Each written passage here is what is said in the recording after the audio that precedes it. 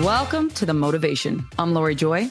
And I'm Chrissy Van. Inspired by the motorcycle community, we dive into raw and honest conversations, helping you navigate this wild ride we call life. This is your motivation. All right, today we are rolling into a topic that's crucial for any team working towards a shared goal. We're talking about collaboration.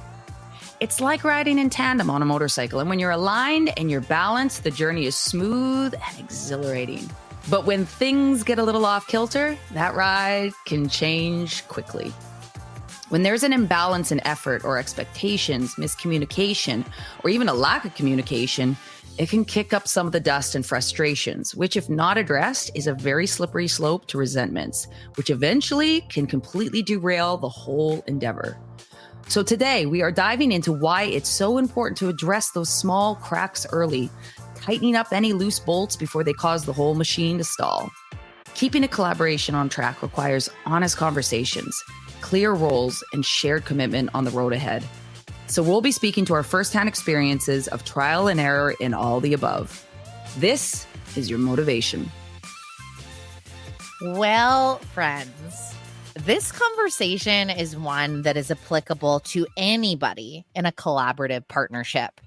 That means it could be your relationship, your working relationship with colleagues, your side hustle projects, your friendships. Because there's so many instances in life where we have to collaborate with other individuals, and where it gets really tricky is around communication. We know that the communication is the basis of any successful relationship, and having it raw, honest, vulnerable is essential for it to thrive. And those tend to be the qualities in our relationships that need the most work if we do self-evaluation. It's really the basis of a lot of this podcast about how to be better communicators with others and ourselves, which ultimately bring us deeper within ourselves and allow us to see the deeper parts of others.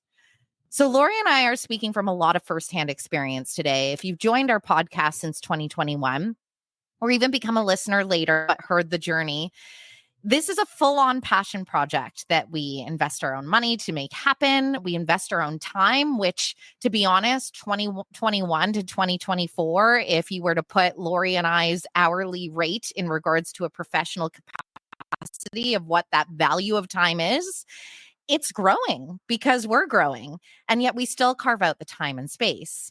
That being said, life is also an undercurrent that's happening in the background of any project. And again, if you followed us since 2021, you know that Lori and I, like many of you, are in the heart of midlife, where so many things get thrown at us in any given direction. Now, when that happens, if you have good systems, good structure, good communication, things are probably going to stay on track.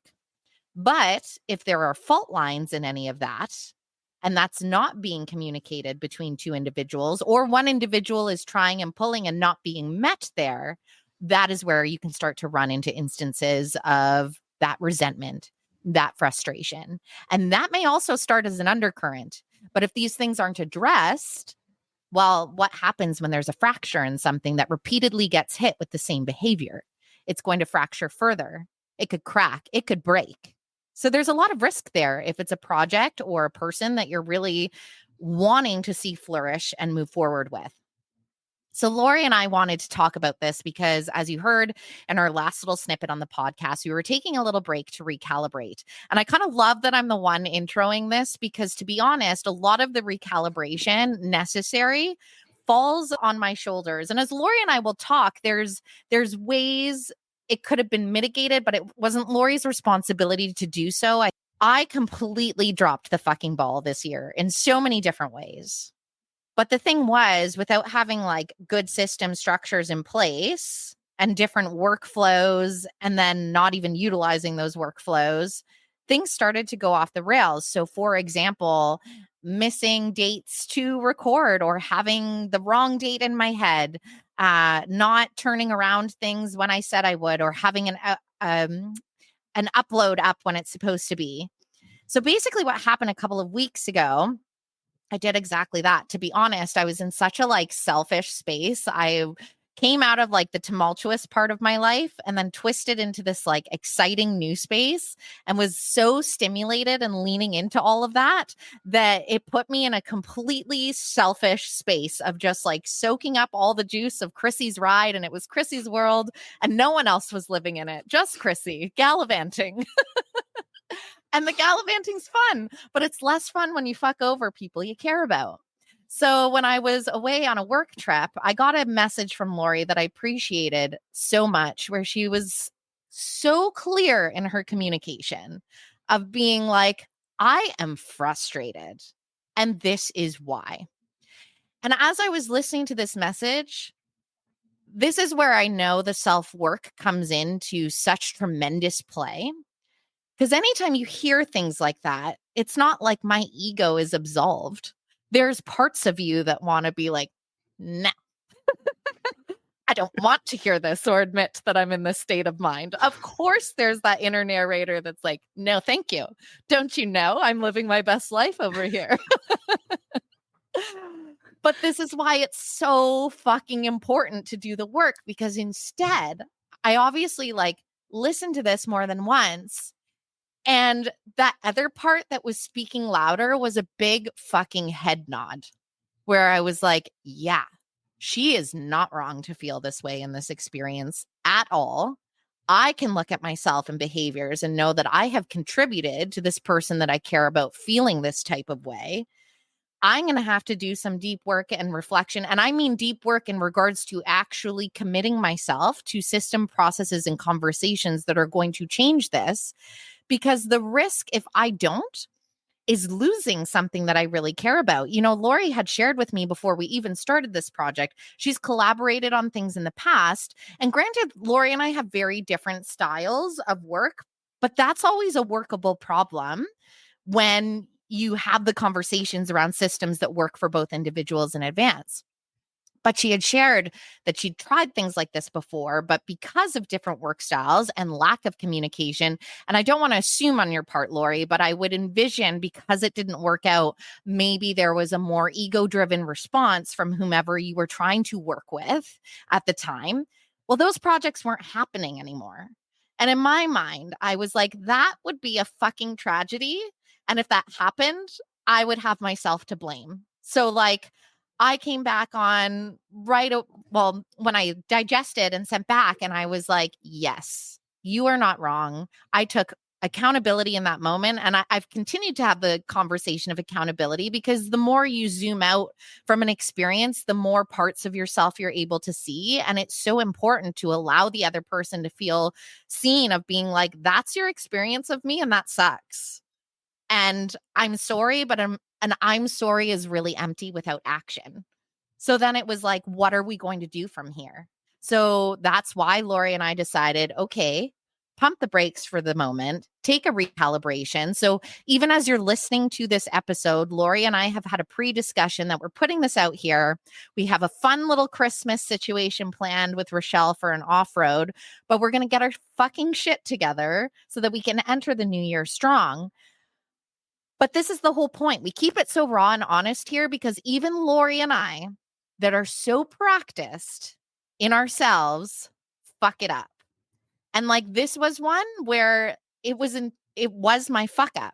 And I guess to your point, Lori, when we got on a conversation, and I hope I teed it up okay, because my point is, I don't think that you could have stopped my rails from falling off this year, but you were feeling this in advance.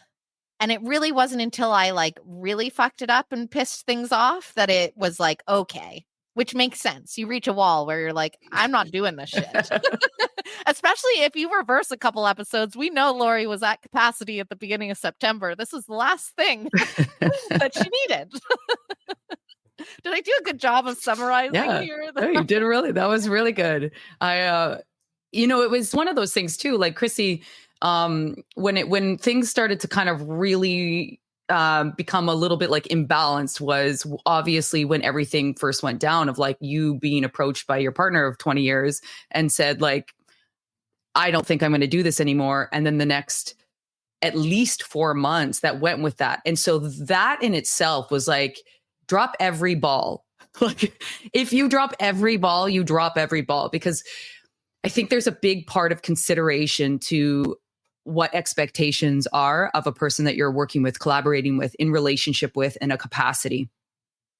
And even though there was moments of frustration during that time, I was able to understand that it was mine to regulate that part of myself, and because in the understanding of what was taking place, dropping the balls was appropriate to what was going on at the time. Where it shifted was when you were starting to shift into a thriving space. And even that, like you say, you went into a super selfish state. But I actually, even that was like, kind of makes sense. Like, you just went through hell. And so I, even at that time, very much was like, let that pendulum, it's going to swing to that opposite side of that spectrum. You know what I mean? Like with the excitement and the relief and feeling things that you hadn't felt in 20 years, excitement and, everything. There's chemicals running through you. Like there were many chemicals pumping through me. I actually think there was a 2-week period that I was just high on like legit life. And so I also recognized that pendulum swing of like, there's a lot going on. And so the first couple of times things happened, that was, the ball drops and when you were kind of swinging to that, like I'm out here doing my thing, and I was like, okay, she's in a land, and it was like, and also I knew Chrissy enough to know that she would equalize.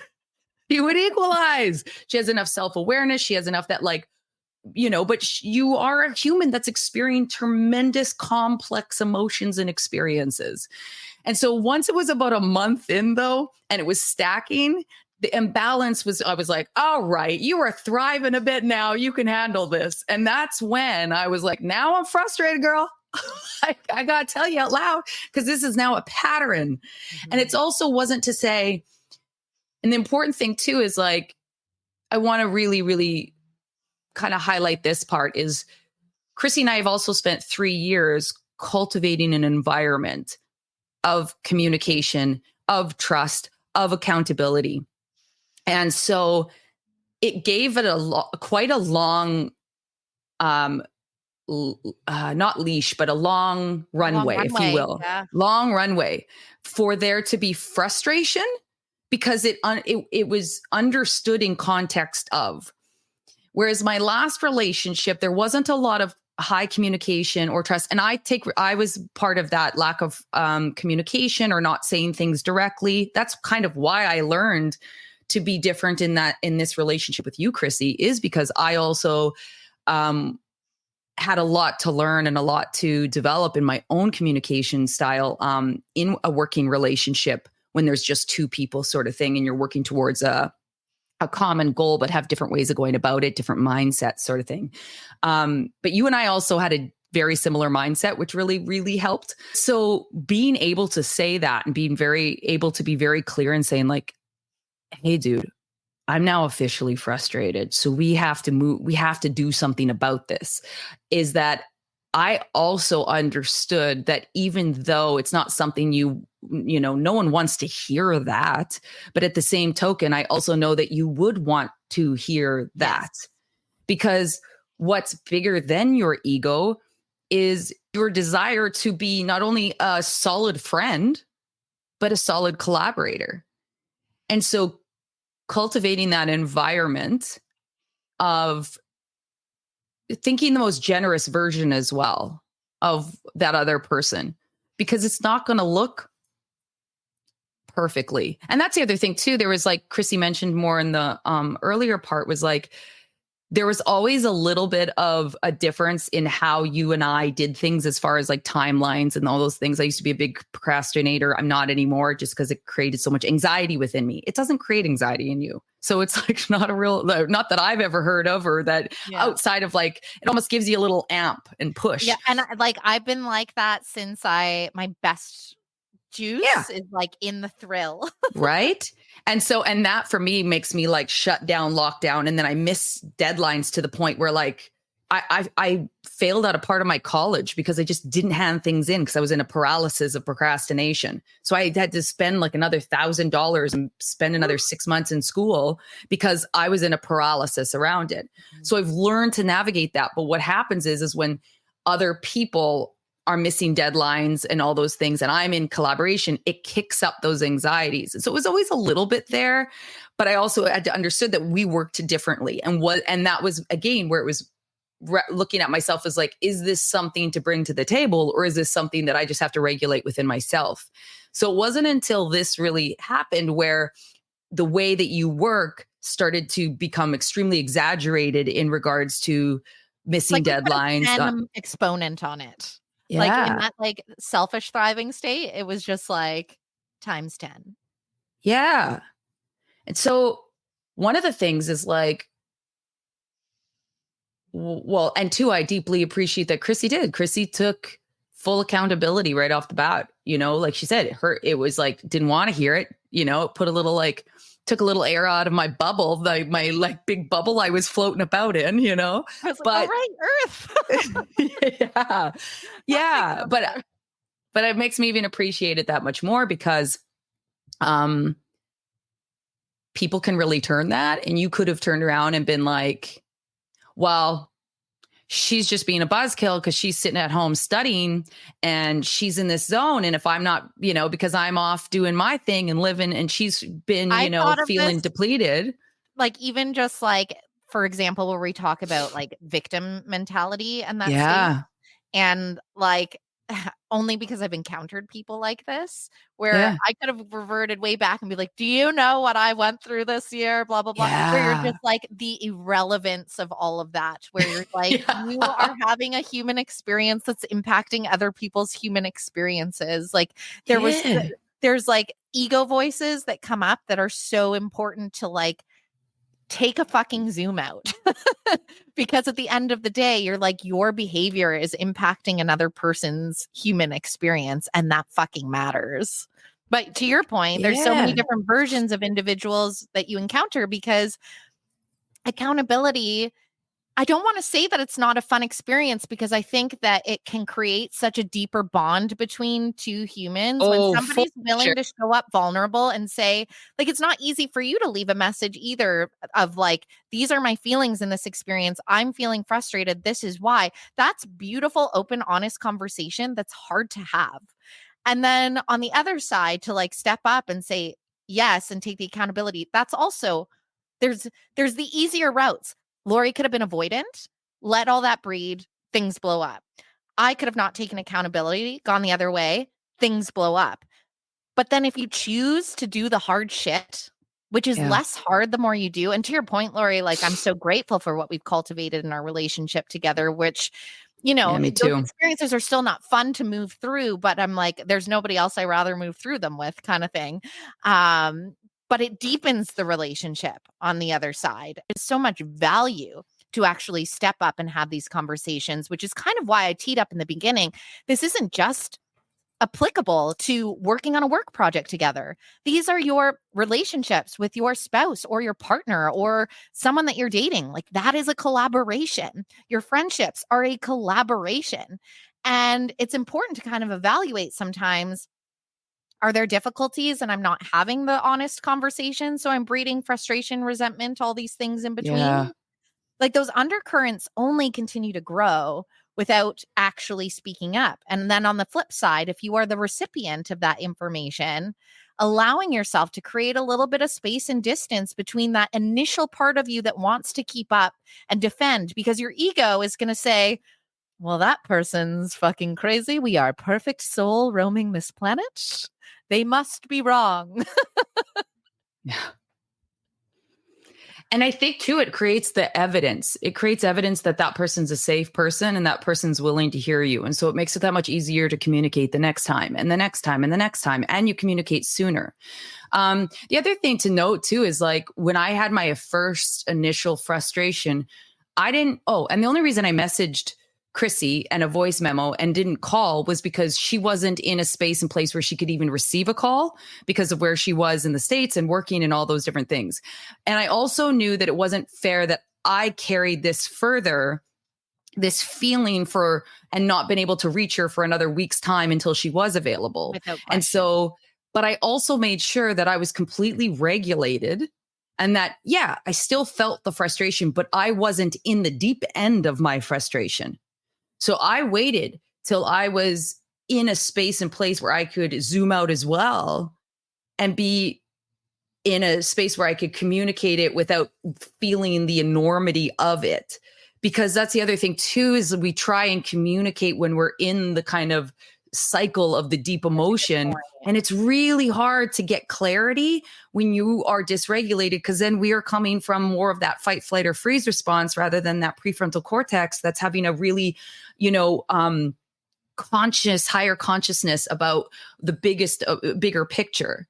And so I was able to share my experience in that clarity and give examples. Like I said, here's where my frustration lies. And these are some of the components that have created, the pattern. This is the pattern. And also, I also came with what I was looking to as a solution. So I wasn't just saying, this is frustrating, you need to da da da da da or some. I said, hey, this is why I'm frustrated. This is what's taking place till now. And this is where I want to go. Let's schedule a meeting. Let's get it on the books so that we can figure out how to move forward so that we don't continue this pattern. So it also wasn't just about saying, hey, Chrissy, this is for you. It was about saying, this is an us thing. This is how I feel. This is why I feel this way.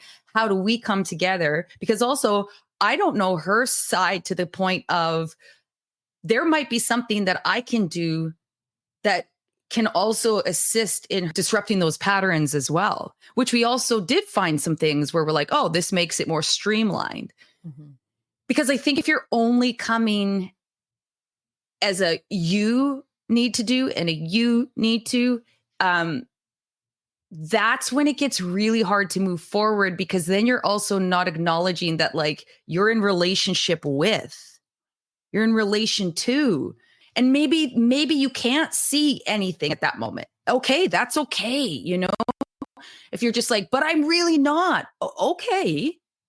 But maybe that's where you get curious with them of like, hey, is there anything that's been on your radar that like is kind of there, but isn't a thing, but it could be a thing? Cause like, let's address that now, because everybody's so different in how they do things, how they see the world, how they best work, how they, what lights the fire underneath them. But that's what's so beautiful, is that if you can really help one another to be, utilize the way that they work, but how to collaborate alongside you guys, that's where like that magic can really happen.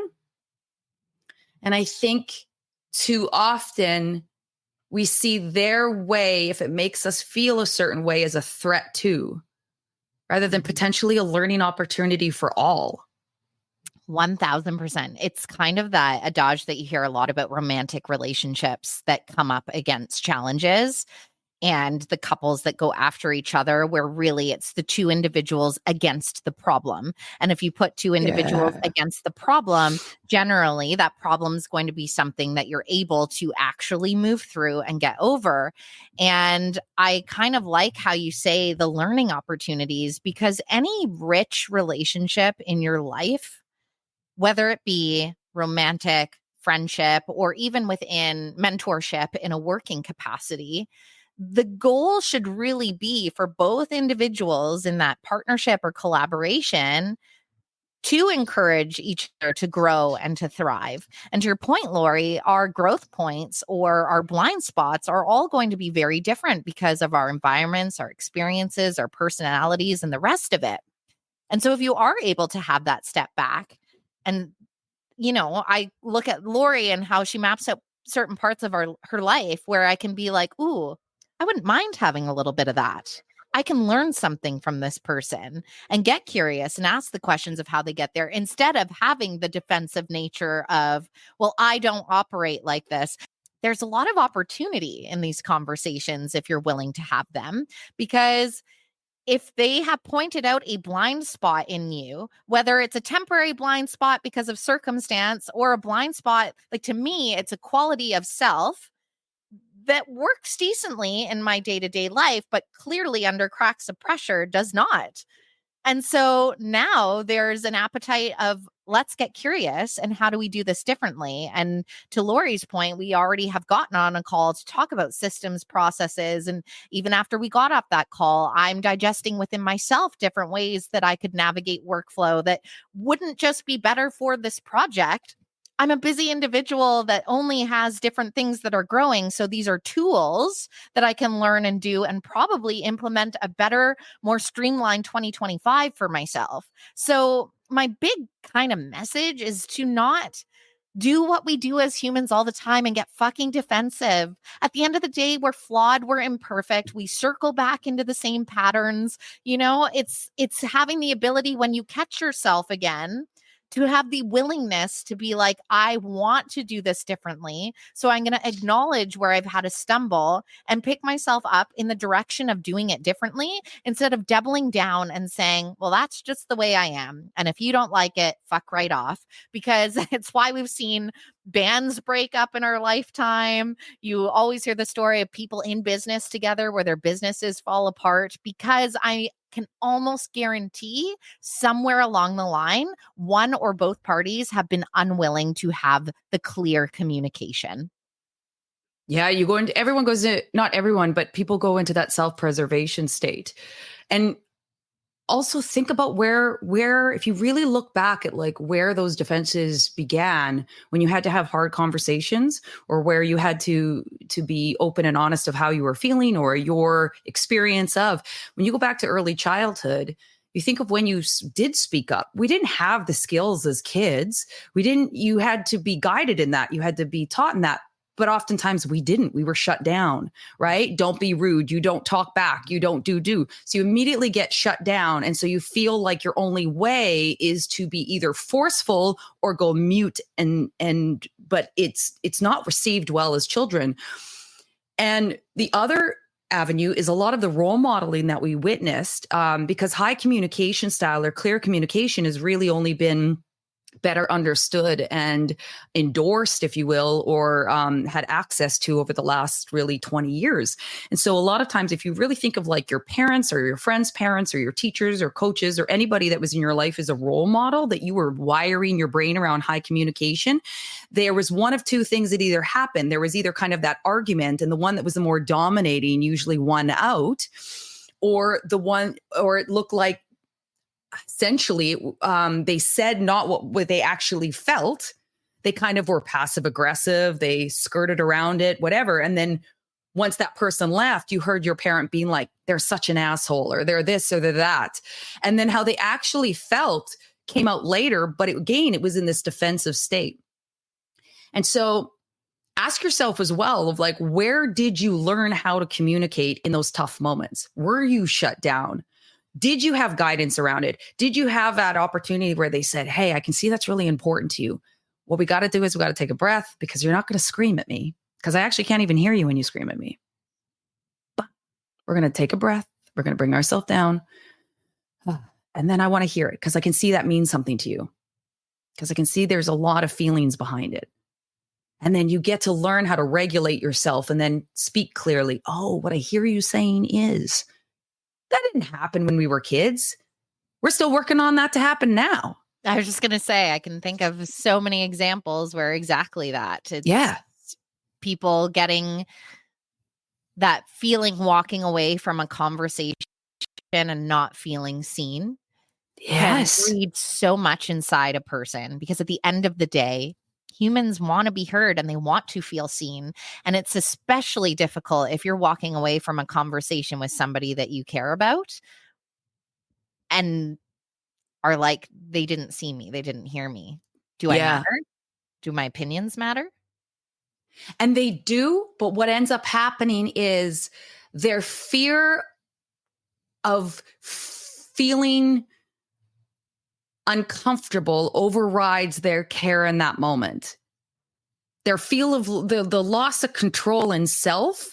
And also they think, if I've done this, does that make me a bad? We have so much association with that fixed mindset of, if I've done this, that makes me a bad person, versus if I've done this, I just maybe have made a wrong choice, a bad Yes. choice? Like It's like the you, learn from your mistakes kind of thing. oh, And yes, but very instead it's much. like, "Oh my God, I've done this," like, It's a 100%. It's an it's identity a thing all of it's a an sudden. identity thing, right? Like what you spoke to, it hit your ego.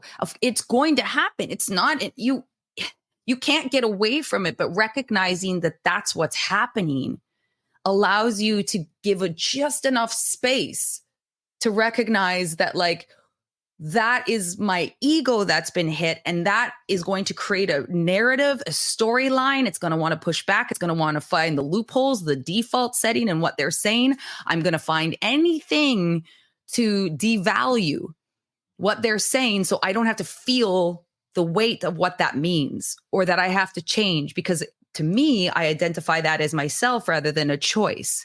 Versus if you can recognize that it's like, it's all just choices, it's all adaptability. And so it's that kind of thing. If it's exceptionally liberating. So if you can create a bit of space between that ego, recognize that it's going to be hit, create a little bit of space, and then ask yourself of like, well, where could I pivot? Well, I don't know. I'll ask the person that's saying I need to pivot. Where would it be helpful for you to pivot that still kind of honors who you are? But as soon as we start reaching for the storyline so that we can self-preserve or feel safe, or like remind ourselves that no, they got it wrong. They got it wrong. Okay, you might avoid that feeling. But what you just said is that you end up really damaging the relationship with the person because they love you enough to come and have that hard conversation. And what you've offered them back is essentially a brick wall. And they left feeling worse for wear. And then the trust dissolves. And that safe space, they don't have evidence you're a safe space. And ultimately, we all want to not only be a safe space, we want to live in safe spaces. But if you want to be a part of safe spaces in relationships, you have to create a safe space yourself. And that's what I really deeply appreciate between the two of us, and why you were my first person that I've been able to consistently collaborate with for a long period of time. And again, this is also because I had to create myself as a safe space. I didn't know I wasn't always. I was that person that would be like, I'll dominate. I'll push, I'll overpower you. I was a big part of me because I learned that of like when I was younger, those are the dynamics. And it always looked like the person that overpowered won out in the end. So I was like, if I'm going to be one of those people, I'll do the dominating. That's And such a good point. and then I realized that I was like, people are agreeing with me because they're scared to disagree with me. That's not a conversation. That's not a collaboration. That's not an actual relationship.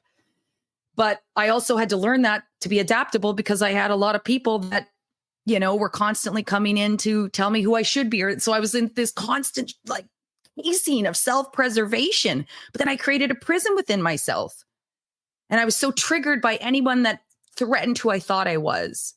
And it's been one of the most liberating experiences. And I feel like it isn't a coincidence that someone like yourself, Chrissy, that's such a growth mindset human and is so open to reflection, came at a time where I was really entering and being in a state of practice. I had cognitively and I had understood it, but I hadn't yet created it within myself and a practice and an ability. And so that's where I was in that state of practicing. And then us having to work together so often and stuff, I feel like has really fast forwarded that evolution for me.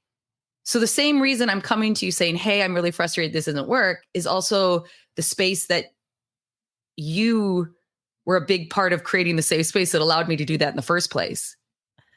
Well, and kind of to your point in the very beginning there of the willingness to do this in life creates the magic. At the end of the day, when you are able to put two brains together that are willing, and again, this is where I'm like, this is applicable for romantic relationship, for work relationship, for friend relationships. When there are two people willing to show up in that safe space, there is magic that comes out of that, whether that's creativity, whether that's self-learnings about oneself, where you're able to grow to a different degree. There is so much more benefit over stripping down or creating that space bubble to step away from your ego and creating that space bubble to have the regulated breaths before you approach something that has kicked up something inside of you. You're missing out if you do decide to go to default settings that I know are programmed within us through our experiences from long ago. And so that's also to your earlier point of don't beat yourself up over it. Like, it's not something wrong with you if you've shown up in a way of imperfection, or it's not something wrong with you if you've shown up in a way that it has worked out shitty for another person. It's having the ability, though, to look at that and say, what can I learn from this? Instead of look at that and say, well, I'm just the worst, or no one likes me, or this doesn't work out. And then you're just falling into this victim mentality that then can create a narrative where eventually you're going to end up squishing it down and being like, well, they did this and they said that, and deflect, instead of actually doing the work within and creating change that's going to be exponential as time goes on. Because kind of how I started here, Lori and I started this in 2021. We both, I don't think either of us could have predicted the shit that we've been through. We started this call in tears because we were reflecting on like one of the saddest experiences that Lori has had to go through, and something that I may be venturing in shortly, and just having this raw emotional moment. And there's been so many twists and turns that we could have never predicted out of a project that started quite literally via Zoom, because we were still in the time period of our life where we weren't allowed to meet in person because it was the pandemic. It feels a million years ago, but the growth that we have had from showing up even in this space alone, of getting raw and real, like, even to your point in this like new thriving evolution of my life, how I have opened myself up to new people that have entered my sphere recently is so fucking different from how I ever, like, I'm trying to explain to this particular person, being like, you don't understand how, like, I was like, it would shock you. Like the other version that's not that old ago. But that's the benefit of the work. My point is just kind of like everything we have done here up to this point, and everything that we will continue to do when we recalibrate and get this shit riding full tanks, full throttle once again. If you actually subscribe to what we're throwing down here and the incredible guests that we have had that have shown up vulnerable here, what you are able to cultivate in your life, if you commit to that, is without a doubt transformative. And like, out of anything, Lori and I are the evidence. And again, I want to emphasize, it hasn't stopped either of us from hitting the lowest lows both of us have hit in the last couple of years, in all different capacities, whether personal, professional, grief, all of it. It does not save you from any of that, but how you navigate it and the willingness to learn lessons so you don't repeat shit over and over again in your life, and you actually get to grow shit you've envisioned for yourself that might have felt so impossible not that long ago. That is why. And that is why I'm so grateful, to have a collaborative partner like yourself that is willing to say, I am frustrated. And for myself, I'm proud of my own self within to be in a space to show up that I'm so glad that it felt safe, and it felt so safe receiving that from you as well. I want to say, like, that's what it's fucking about, people. Communication is the name of the game, and the power of word cannot be underestimated, but it starts within yourself. Yeah. And it's that also being like open to being honest with how you're feeling, but also asking yourself of like, how much am I feeling this because of the story I'm telling myself? And how much am I feeling this because of actual events that are taking place? Right. Because also sometimes we can transfer a lot of our past relationships onto somebody. And then we're like, you're doing that thing, or you are. I did that a lot to Dave when we first started dating. Fun for him, for sure. And, but But it's that really kind of asking yourself of, like with this experience that we're speaking to firsthand with Chrissy is like, and myself is, there was a pattern of specific things that were happening. And I had to recognize, am I feeling frustrated? Like, what is the frustration? And I did kind of know right off the bat, but I had to, before I was going to make that contact about it, I had to really look of like, is there, and also, is there other storylines I'm telling myself? And there wasn't, but there has been many times in my life where when I really looked at it and was like, looked at objectively and then subjectively, was like, oh, I've got a lot of like extra spices in there. And those extra spices are mine, not theirs. And oftentimes when we don't take that moment, and that's where too, we'll reach out in the heat of the emotion. So regulate that emotion, but it's like, also look at like, what is there? And that's where the clarity, because if you can't be clear it yet to some extent, or even go in with like clear curiosity, there's likely a lot of the storyline that you're adding in from past experiences or feeling that is not that person's to take accountability for. So I would just kind of like to add that little bitty in. I love it. Does that lead us into Motivation?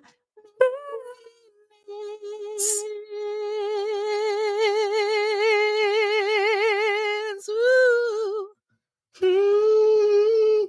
There it is. That was nice. Yeah. Mine's kind of weird. I'm all ears. Obviously, no one has spoken this year without talking about AI, artificial intelligence, ChatGPT. It's actually crazy to think. I think I just logged on to it last December, which by the time this is out, we'll be rolling toward the cusp of. But one thing that you can do, which actually might just be a great tool to learn more about yourself. If you've worked in a professional setting, you probably had to do a workshop in your day of like Myers-Briggs or different personality tests. And although I don't necessarily agree with the formula of all of them, I do think it's interesting to learn about how you work with other people and certain traits within yourself that you might not recognize right away. Now, these types of programs are generally quite expensive, or you could go online and be like, oh, want to know your results? Pay $30 for the test. Well, quite honestly, if you go on ChatGPT, you can have it do personality tests for you. And you could even be like, can you do a test and prompt it to be like about how I collaborate with other individuals and what my style is? You can get as specific as you want, and it will throw down a quiz for you. Very cool. And then analyze based on your responses. And granted, it's artificial intelligence, and like everything in that AI world, take it with a grain of salt.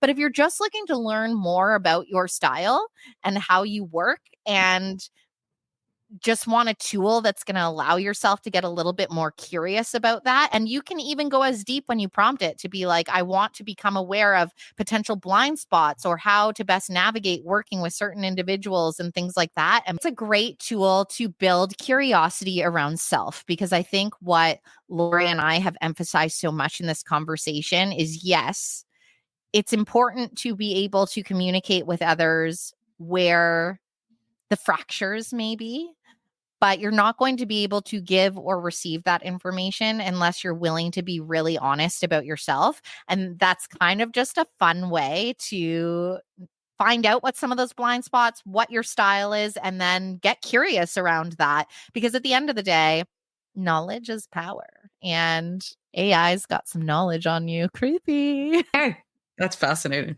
Mine is, I guess, like a sequence of some steps you can take in going into those hard conversations. First is regulate yourself. And so you're going to feel a boil of the emotion, most likely. Do not have the conversation till you are a low simmer. You know, like it's still there, but you're able to also hold because when you're in that overwhelm, you can't hold that love for them or connection to them or generous spirit towards them, a generousness of, hearing them out. So that low simmer, you can kind of still have the feeling, but you can also be in a space where you can actually hear what they're going to say or be open to what's coming next. So first, regulate yourself. The second is expressing essentially of like what you want that outcome to be is super helpful as well. Saying of, I want the outcome to be that we work, more streamlined or clearer. If it's in a relationship, I want us to feel safer or whatever it is, but helping kind of set the stage with a goal helps for the people to be more open to what's coming next versus going into straight. You can also just go, which would be the third, but you can do this off the bat too, is say how you feel authentically. It's like, say how you feel. I feel frustrated. I feel lonely. I feel left out. I feel, abandoned. Like you can say how you feel, but make sure again, the regulated state is there so that you can come from a place of rather than accusation. Instead of being like, I feel like you're fucking dropping the ball. What the fuck? Yeah. Not like, what the fuck? Where were you yesterday? That was supposed to be, I'm so frustrated. That person's going to be like, shut the fuck up. Like ego's going to be like, what the hell are you sending me? Yeah. Actually, I should back up a little bit. If you're having a hard conversation, first and foremost, if you can avoid it at all, always make sure that you do it in person if possible, phone second, voice memo third, and text last. Yes. And almost everybody has it first. And here's the thing is like, you cannot hear tonality. You cannot connect. You cannot be in a person to person. You are just creating more difficulty for yourself by having in text. It's mind blowing to me. I get why people do it. It's the easiest, worst communication tool. Yes. I was like, in the moment, it feels like it's the best option. I promise you are creating so much more ripple effects of miscommunication and hurt feelings or do not do it. Almost like, unless they're on a stranded island, they'll only get the text right now. Yeah, bitch. So, but like in person, because we have mirror neurons that it helps in so many ways. I'm telling you, it's body harder to start. Yes. And so I'm like, it's harder for the first 30 seconds, but it will drastically reduce the long-term effects of what you're experiencing. But so make sure you're regulated in person if possible. Make sure that you're being clear on what the goal is that you want. Be authentic to what you're feeling. Give some evidence. Give some why, and be as clear as possible. Again, not in an accusation way, in a way of sharing why your experience has led you to this feeling. It's worth it. It's worth it because it also it really does compound your comfortability and your skills with it. It's like anything. You cannot become better at something that you don't practice the healthier skills of it. You will become practice at unhealthy versions. But that will continually be a major contributing factor to potentially dissolve of relationships, potential roadblocks, at certain parts, you end up parting ways when you just didn't have to. Mm-hmm. Just didn't have to be that way. But it ends up a lot of times going in that direction, unfortunately. And so every one of us has the power to do it differently. We just have to create a little bit more space between that ego and self-preservation and recognize where those defenses come from and that we can do it differently at any given time. It's just those uncomfortable choices to try it differently and be okay with the discomfort that comes with it. Well, I appreciated this so much because as Lori and I said, as we went through this, we were like, we should make this a podcast episode because we love to keep things raw and real with you. On the topic of doing it differently, we have this episode. We're going to be dropping some fun holiday content, but otherwise, New Year. I was like, the last thing I recommend for people is New Year, New Me, because it never works out that way. But right. New Year, new us, new systems, new things. I was like, you guys will hear the same things. Yeah. Us on the backside are going to be, we're going to put in the work. And it takes a little bit of time. And so we're doing what we need to do to make sure that we continue our working relationship at its, healthiest and highest capacity. And then we can do this longer for us and for you. Exactly. And of course, we always end the episode on a quote. And mine's actually really perfect for motivation. And you'll understand why when I say it.